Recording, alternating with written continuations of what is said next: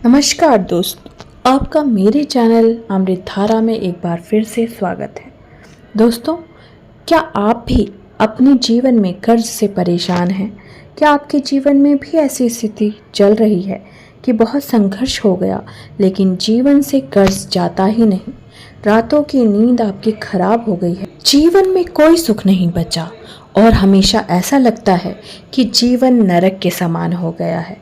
अगर आपके साथ भी ये परेशानी चल रही है तो आज मैं आपको एक ऐसा उपाय बताऊंगी जिससे आप अपने जीवन से कर्ज से हमेशा के लिए छुटकारा पा सकते हैं। जो उपाय मैं आज आपको बताऊंगी उसे बहुत ध्यान से सुनना और उसका अनुसरण करना। वैसा अगर आप करते हैं तो निश्चित तौर पे आपके जीवन से कर्ज की समस्या हमेशा के लिए समाप्त हो जाएगी।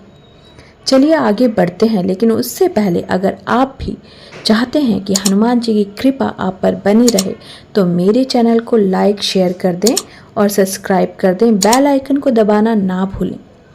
दोस्तों, पहले उपाय की विधि है, इन 3 में से किसी भी दिन आपको ये उपाय करना है। शनिवार, मंगलवार और गुरुवार, इन 3 दिनों में से कोई सा भी दिन आप अपनी सुविधा के अनुसार चुन सकते हैं। उसके बाद 5 पान के पत्ते आपको लेने हैं। ध्यान रहे कि पत्ते खंडित ना हो, यानी कि कहीं से कटे या फटे ना हो, बीच में से खराब ना हो। बड़े ही ध्यान से आपको पान के पत्तों का चुनाव करना है। इन 5 पान के पत्तों को आप शहद से इन पर श्रीम राम, जी हाँ, श्रीम राम लिखना है।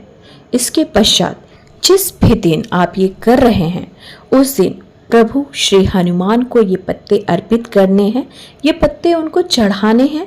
अगर आप किसी दिन का चुनाव नहीं कर पा रहे हैं, आपको समझ नहीं आ रहा है कि कौन सा दिन ज़्यादा बेहतर है, तो आप मंगलवार को ये उपाय आसानी से कर सकते हैं, क्योंकि मंगलवार हनुमान जी का प्रिय दिन होता है, उनको समर्पित होता है।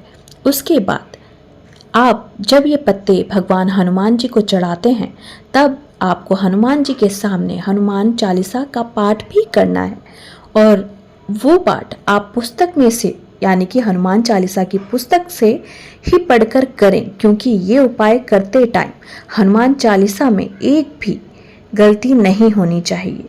श्री हनुमान चालीसा का पाठ करने के बाद ये उपाय आपको कब तक करना है? ये उपाय आपको कम से कम 3 दिन तक करना है, और वो 3 दिन इन्हीं 3 दिनों यानी कि शनिवार, मंगलवार और गुरुवार में से एक होना चाहिए।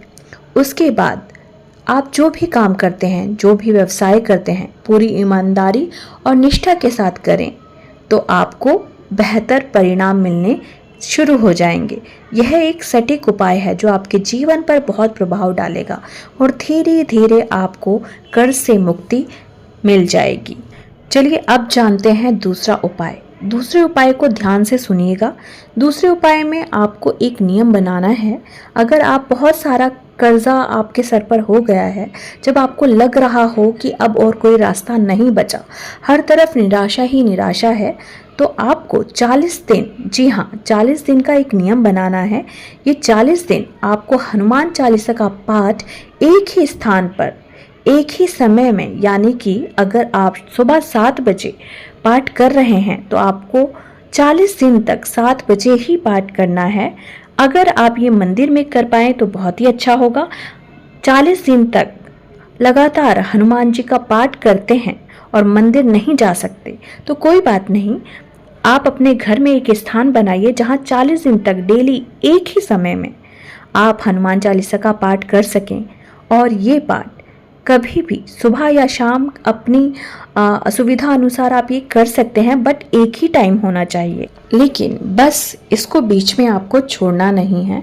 अगर बीच में किसी कारण से आप इसे छोड़ देते हैं या आप भूल जाते हैं और ये खंडित माना जाएगा, आपको ये नियम फिर से शुरू करना होगा। अगले 40 दिन फिर से लगातार इसे करना होगा, क्योंकि 40 दिन लगातार एक ही समय में एक ही स्थान पर हनुमान चालीसा पढ़ने से आप हनुमान चालीसा को सिद्ध कर लेते हैं। वैसे तो हनुमान चालीसा अपने आप में ही सिद्ध है, लेकिन जब आप कंठस्थ रूप से इसका पाठ करते हैं तो आपकी वाणी पर भी ये पूर्ण रूप से सिद्ध हो जाती है। उसके बाद हनुमान जी का ध्यान करें और आप पाएंगे कि आपके जीवन में आपको सही मार्गदर्शन मिलना शुरू हो जाएगा। आप सही निर्णय ले पाएंगे। आपकी बुद्धि, आपकी वाणी जो भी काम करेगी वो एकदम सही होगा, जिससे आपके जीवन में जो कर्ज रूपी समस्या है वो आपके जीवन से पूरी तरह से चली जाएगी। दोस्तों, तीसरा और सबसे प्रभावशाली उपाय ये है दोस्तों, इस उपाय को करने से पहले आपको तन, मन और अपने विचारों से एकदम शुद्ध होना होगा और फिर ये उपाय आपको करना होगा। इस उपाय में आप हनुमान जी की आराधना करने वाले हैं। आराधना में आपको करना है कि 3 दिन का एक नियम बनाना है। आपको इन 3 दिन में आपको सरसों के तेल में एक अखंड जोत जलानी है और हनुमान जी की तस्वीर के सामने रखनी है। और इन 3 दिनों में वो अखंड जोत जो होती है, जो उसमें किसी प्रकार का विघ्न न आए। अखंड ज्योत का मतलब है जो 3 दिन तक लगातार जलती रहनी चाहिए। उसके बाद आपकी हनुमान जी के समक्ष बैठकर पूरे मन से हनुमान जी को याद करना है, उनका सुमिरन करना है। उसके बाद हनुमान चालीसा का पाठ जितना भी आप कर सकें, कोई संख्या नहीं है, वो 1 भी हो सकती है, 2 भी हो सकती है, 11 भी हो सकती है। जितनी भी आपको करनी है, सच्चे मन से हनुमान चालीसा का पाठ हनुमान जी के सामने करना है। बस जब आप ये पाठ कर रहे हों तो इसमें कोई भी विघ्न न आए, पूरे सच्चे मन से आपको ये पाठ करना है और आपको मन ही मन हनुमान जी से अपने जीवन की समस्याओं के बारे में उनको बताना है, उनको अवगत कराना है। मन ही मन उन्हें अपने दुख बताने हैं। और जब ये पाठ आप कर रहे होंगे तब एक चौपाई आती है, और देवता चितना धरई, हनुमत से सर्व सुख करई। इस पर आपको बल देना है। जैसे ही मान लीजिए आपने 11 बार हनुमान चालीसा का पाठ किया, उसके बाद आपको ये चौपाई, और देवता चितना धरई, हनुमत से सर्व सुख करई, इसको आपको हनुमान जी के समक्ष कहते रहना है। इसमें कोई समस्या नहीं है, आप जितनी बार भी बोल सकते हैं, बस पूरे मन से बोलना है। ये उपाय करने से आप हनुमान जी से प्रत्यक्ष रूप से जुड़ जाते हैं। हनुमान चालीसा हनुमान जी से जुड़ने का एक माध्यम है। ऐसा करने से हनुमान जी आपकी समस्या को सुनते हैं, उन्हें दूर करते हैं और आप देखेंगे कि आपके कर्ज धीरे धीरे दूर होने लगते हैं। हनुमान जी स्वयं आपको रास्ता दिखाते हैं, आपका मार्गदर्शन करते हैं और जीवन में जितनी भी बाधाएं हैं दूर होने लगती हैं। धीरे धीरे आपकी आर्थिक स्थिति सुधरने लगती है। तो अगर आप भी आर्थिक स्थिति से परेशान हैं तो ये उपाय एक बार ज़रूर अपनाएं और मुझे कमेंट करके बताएं। आपको ये उपाय अगर अच्छे लगे तो मेरे चैनल को लाइक कर दें, दोस्तों में शेयर कर दें, सब्सक्राइब कर दें और बेल आइकन दबाना ना भूलें। जय श्री राम।